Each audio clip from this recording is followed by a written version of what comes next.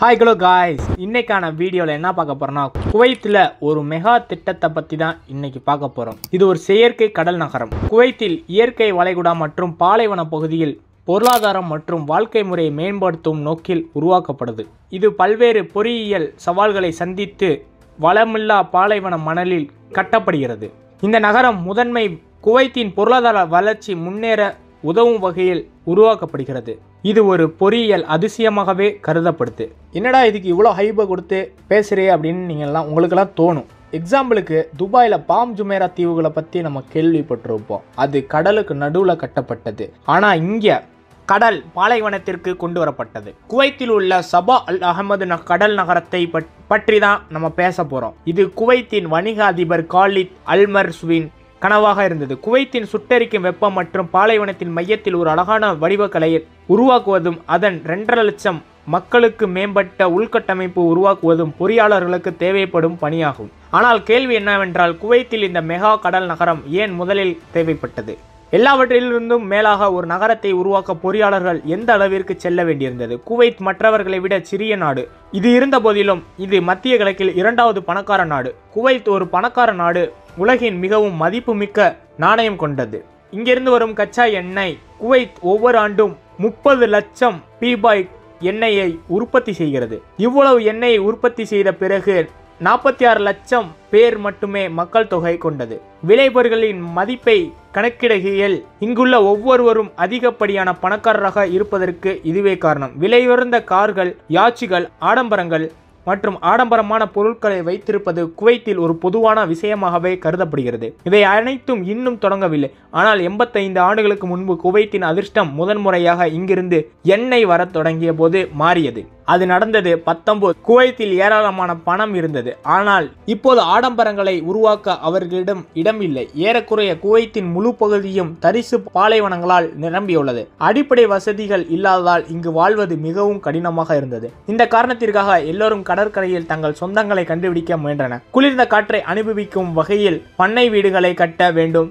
வளர்ந்து வரும் தேவையை கண்ட தொழிலதிபர் காலித் அல் மர்சூக் ஒரு ஆடம்பர நகரத்தை உருவாக்க கனவு கண்டார். அதன் வில்லா ஒவ்வொரு மாளிகை தனியார் கடற்கரையிலும் கட்டப்படும். ஆனால் குவைத்தின் கடலோர பகுதியில் ஒரு வெற்றிடம் இருந்ததால் மட்டுமே இது சாத்தியமாகும். இதில் செலவு ஈடுகட்டப்பட்டது மற்றும் மீதமுள்ள செலவில் ஏற்கனவே பல திட்டங்களை கட்டப்பட்டன. சவுதி அரேபியாவின் எல்லைக்கு 15 கிலோமீட்டர் தொலைவில் பாரசீக வளைகுடாவில் ஒரு இயற்கையான சிற்றோடைய அமைப்பு இருந்தது. அலைகளின் அழுத்தம் காரணமாக இன்கிரில் உள்ள நீர் போதுமான ஆழத்திற்கு சென்றது. இதை பார்த்த காலித் இந்த இயற்கை சீற்றோடைகளை ஏன் பயன்படுத்தக்கூடாது என்ற யோசனையை முன்வைத்தார். ஒரு முழு நகரமும் இங்கே கட்டப்பட வேண்டும். அதில் இன்கிரேஜ்களுக்கு நீட்டிக்கப்பட வேண்டும் மற்றும் உங்கள் விருப்பப்படி வடிவம் கொடுக்கப்பட வேண்டும். அவர் கனவை பார்த்தார். ஆனால் அது எந்த அளவிற்கு சிரமத்தை அதிகரிக்கும்? அது யாருடைய மனதிலும் இல்லை. காற்று மற்றும் அலைகளின் அழுத்தத்தால் இயற்கையான செலவு கோடுகள் உருவாகின்றன என்பது இப்போது இயல்பானது. காஸ்ட் லைன் இன்னும் அதிகமாக இருந்ததால் நீங்கள் முயற்சித்தால் அது இயற்கையுடன் போட்டியிடுவதால் சில நாட்களில் அதன் அசல் நிலைக்கு வருகிறது. பாலைவனத்தில் இத்தகைய விரிசல் அமைப்பை உருவாக்க வேண்டுமானால் அதன் வடிவமும் விரும்பப்படுகிறது. இந்த இயற்கை சக்திகள் அதன் வடிவத்தை கொடுக்கவில்லை. அதற்கு இயற்கையின் விதிகளுக்கு எதிரான அத்தகைய திட்டமிடல் தேவைப்படுகிறது. அதே போன்ற ஒன்று இங்கு தேவைப்பட்டது. 1986ஆம் ஆண்டில் காலித் அல் மர்சூவின் மகன் ஃபவாஸ் அல் மர்சூக் ஒரு பிரிட்டிஷ் பொறியியல் வடிவமைப்பு நிறுவனத்துடன் ஒப்பந்தம் செய்தார். அவர்கள் கணினி உருவகப்படுத்துதலின் உதவியுடன் இந்த மெகா திட்டத்தை வடிவமைக்க இரவும் பகலும் உழைத்தனர். இயற்கையாகவே இங்கே 2 டைட்டில் கிரீஸ்களுக்கு மட்டுமே இருந்தன. ஆனால் 2 ட்ரோக்ஸ் மஸ்ஜித் முடிவு செய்தார். எந்த கொடி எங்கிருந்து வரும், காற்றின் அழுத்தம் மற்றும் அலைகளின் அழுத்தம் அதன் மீது இருக்கும் என்பதை கணக்கிடுவதன் மூலம் அதிக நீர் அழுத்தம் கொண்ட கிரீக்ஸ் ஒரு வடிவமைப்பை உருவாக்க பிரிக்கப்பட்டது. ஆனால் திட்டமிடல் கட்டிடத்தில்தான் ஒரு பெரிய சிக்கல் எழுந்தது. 1919இல் ஈராக் குவைத் மீது படையெடுத்து 2 நாட்களில் குவைத் முழுவதையும் ஈராக் படையினர் ஆக்கிரமித்தனர். லீ சிட்டியின் கட்டுமானம் வெகு தொலைவில் இருந்தது. இந்த நேரத்தில் மக்கள் நடந்து சென்றனர். வணிகங்களும் சம்பித்தன. உள்ளூர்வாசிகள் தங்கள் வீடுகளில் பூட்டப்பட வேண்டிய கட்டாயம் ஏற்பட்டது. அமெரிக்கா நேச நாடுகள் குவைத்துக்கு உதவி செய்து ஈராக்கிற்கு எதிராக போரிட்டன. இந்த போர் 1 வருடம் சென்றது. ஆனால் எஞ்சிய வீரர்கள் பலவீனம் அடைந்த போது அவர்கள் செல்லும் வழியில் குவைத்தின் 700க்கும் மேற்பட்ட எண்ணெய் கிணறுகள் தீ வைத்தனர். அது மட்டுமில்ல, ஈராக்கிய வீரர்கள் எண்ணெய் கிணறுகளை சுற்றி பாதாள மனங்களை நிறுவினர். இதனால் யாரும் தீயை அணைக்க துணியவில்லை. தீ மிகவும் ஆபத்தானது. அது அடுத்த 10 மாதங்களுக்கு இடைவிடாமல் மாதங்கள் தொடர்ந்து ஒரு மதிப்பீட்டின்படி இந்த எண்ணெய் கிணறுகளில் ஏற்பட்ட தீ விபத்தால் ஒரு நாளைக்கு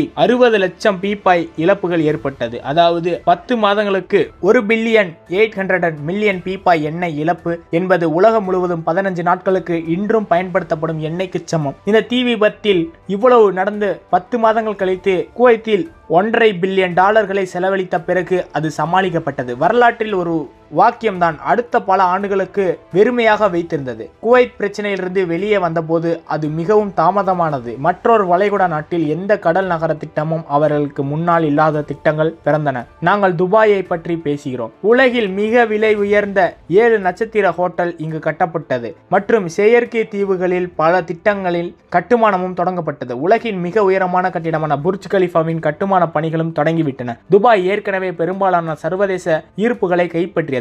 ஆனால் இன்னும் 2004இல் குவைத் சிட்டி கட்டுமான பணிகள் தொடங்கப்பட்டுள்ளன. சிட்டியின் இந்த திட்டம் 5 கட்டங்களாக பிரிக்கப்பட்டு கட்டடங்களை ஒவ்வொன்றாக முடிக்க முடிவு செய்யப்பட்டது. முதல் வேலை முகப்பு வேன் மற்றும் 2 ஊதியம் தோண்டுவது. இதற்காக 40 புல்டோசர்கள், 90 டெம்பர், 8748 டம் ட்ரக்குகள், 6 கிரேன்கள் ஆர்டர் செய்யப்பட்டன. இது ஒரு சாதாரண அகழ்வாராய்ச்சி அல்ல. ஏனென்றால் பாலைவனத்தில் இந்த பகுதியில் வண்டல் மண் காணப்பட்டது. வண்டல் மண் என்பது மிகவும் மென்மையான மணல் வகையாகும். இதன் மீது எந்த கட்டிடமும் நிற்க முடியாது. கட்டிடம் கட்டுவது ஒரு புறம் இருக்க அதன் மீது நடப்பது கூட மிகவும் கடினம். எனவே முதலில் மணல் தோண்டப்பட்டது. மேலடுக்கில் இருந்து பிரிக்கப்பட்டு பின்னர் கீழே இருந்து வண்டல் மண் எடுக்கப்பட்டது. அப்புறம் அதே மணல் நிலத்தின் அளவு அதிகரிக்கப்பட்டது. இதனால் வரும் ஆண்டுகளில் புவி வெப்பமடைதல் காரணமாக கடலின் மட்டம் அதிகரிக்கும். எனவே இது சாஹிலில் கட்டப்பட்ட ஆடம்பரத்தை பாதிக்காது. இந்த திட்டத்தில் வண்டல் மற்றும் மணல் மிகப்பெரிய அளவில் தோண்டப்பட்டது.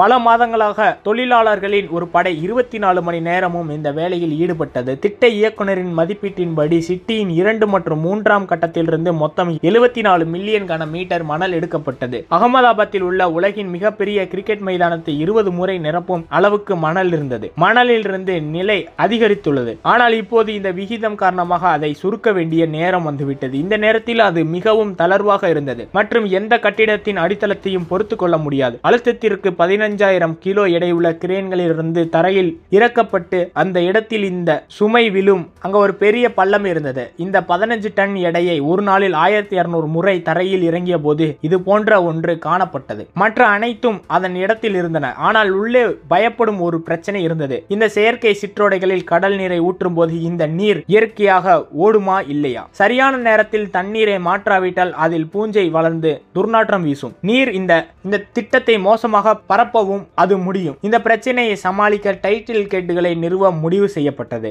வாயில் என்பது ஒரு பக்கத்திலிருந்து வரும் நீரின் அழுத்தத்தால் தானாகவே திறக்கும் ஒரு இயந்திர வாயில் ஆகும். கடலில் இருந்து வரும் அலைகள் மூடப்பட்டால் அல்லது குறைக்கப்பட்டால் இந்த வாயில் தானாகவே மீண்டும் மூடப்பட்டு கணினி உருவகப்படுத்துதல் உரிய சோதனை செய்த பிறகு டைட்டில் கேட் பொருத்தப்பட்ட பிறகு கிரிக்ஸின் 100% தண்ணீர் தானாகவே மாற்றப்படும் என்பது கவனிக்கப்பட்டது. டைட்டில் கேட் பிரச்சனை ஒரு பெரிய பிரச்சனைகளுக்கான தீர்வுதான். ஆனால் இன்னும் பல பிரச்சனைகள் தீர்க்கப்பட வேண்டியிருந்தது. கடல் நகரத்தின் இந்த திட்டத்தில் மொத்தம் 250 கிலோமீட்டர் புதிய கடற்கரைகள் கட்டப்பட உள்ளன. அதாவது குவைத்தின் சொந்த செலவை விட அதிகம். இதுவும் ஒரு செலவு கோடாக இருக்க போகிறது. இவ்வளவு பெரிய எண்ணிக்கையிலான புது கடற்கரைகளுக்கு கடற்கரையின் நாம் வழக்கமாக பெரும் சிறப்பு மணலும் உங்களுக்கு தேவைப்படும். இப்போது இவ்வளவு மணலை எங்கிருந்து பெறுவது என்பது பெரிய கேள்விக்குறியாக இருந்தது. இதற்கு நிபுணர்களும் ஒரு தீர்வை கொண்டு வந்தனர். சாதாரண மணலில் அனைத்து அளவிலான துகள்களும் உள்ளன. நடுவில் இருக்கும் மணல் துகள்களில் அளவு பெரியதாக இருக்கும். எனவே சாதாரண பாலைவன மணலில் இருந்து தடிமனான துகள்களை வடிகட்ட இப்போது முடிவு செய்யப்பட்டது. மணல் தண்ணீரில் கழுவப்பட்டது. தடிமனான ரசோ அதிலிருந்து பிரிக்கப்பட்டது. ஒரு முறை அல்ல 4 முறை இந்த செயலி செய்யப்பட்டது. தண்ணீரில் கழுவவும் இந்த வடிகட்டுதல் செயலில் எஞ்சியவை நடுத்தரத்திற்கு சரியானவை. ஒரு நாளில் 4000 டன் மணல் கொண்டு வரப்பட்டது. தண்ணீரில் கழுவி வடிகட்டப்பட்டது. இந்த முழு செயலிலும் பல மாதங்களுக்கு இரவும் பகலும் இயங்கும் அலைகளின் அழுத்தத்திலிருந்து கடற்கரையின் மணலை பாதுகாக்க கல் சுவர்களை கட்டவும் முடிவு செய்யப்பட்டது. இந்த கற்கள் சவுதி அரேபியாவின் எல்லைக்கு அப்பால் உள்ள ஒரு கல் குடியிருப்பில் இருந்து கொண்டு வரப்பட்டவை. அவரிடம் சொந்தமாக ஒரு கல் குவாரி கூட இல்லை. 6 வருட கடின உழைப்புக்கு பிறகு சிட்டியின் 3 கட்டடங்கள் நிறைவடைந்தன. இப்போது ஒரு ஆடம்பரமான வெளியீட்டு விழாவின் முறை அப்போதைய ஐத் அமீர் சபா அல் அல் அகமது இந்த திட்டத்தை மிகச் சிறந்த முறையில் எடுத்துக்கொண்டார். இந்த சந்தர்ப்பத்தில் இந்த திட்டத்தை தனது பெயரில் சேர்க்க முடிவு செய்தார். அதன் பின்னர் இந்த திட்டம் சபா அல் அகமது கடல் நகரம் என்று அழைக்கப்படுகிறது. இது ஒரு மெகா திட்டமாகும். இதுவரை 4 கட்டடங்கள் மட்டுமே நிறைவடைந்தன. 5வது கட்டிடத்தின் கட்டுமானம் இன்னும் நடந்து கொண்டிருந்தது. கடந்த 32 ஆண்டுகளாக இந்த திட்டத்தை முடிக்க குவைத் பணியாற்றி வருகிறது. அதில் எதிர்கொள்ளும் பொறியியல் சவால்களை ஒரு சிறிய வீடியோவில் விவரிப்பது மிகவும் கடினம். ஓகே கைஸ், இந்த வீடியோவை நான் இதோட முடிச்சுக்கலாம்னு நினைக்கிறேன். இதே போல பல இன்ட்ரெஸ்டிங்கான வீடியோல பார்க்க நம்ம சேனலை சப்ஸ்கிரைப் பண்ணாம இன்னும் இருந்தீங்கன்னா புது வியூவர்ஸ் மறக்காம சப்ஸ்கிரைப் பண்ணி பக்கத்தில் இருக்க பெல் ஐகான் அப்படியே ஆன் பண்ணிடுங்க. அப்படின்னா தான் நாங்கள் போகிற ஒவ்வொரு வீடியோ உங்களுக்கு கரெக்ட் டைம்ல நோட்டிஃபியா வரும். அதே போல இந்த வீடியோக்கு ஒரு லைக்கை போட்டு உங்க ஃப்ரெண்ட்ஸ் அண்ட் ஃபேமிலிக்கு ஷேர் பண்ணிடுங்க. நாளைக்கு இதே போல ஒரு சூப்பரான வீடியோலாம் நம்ம சந்திக்கலாம். Thank you so much.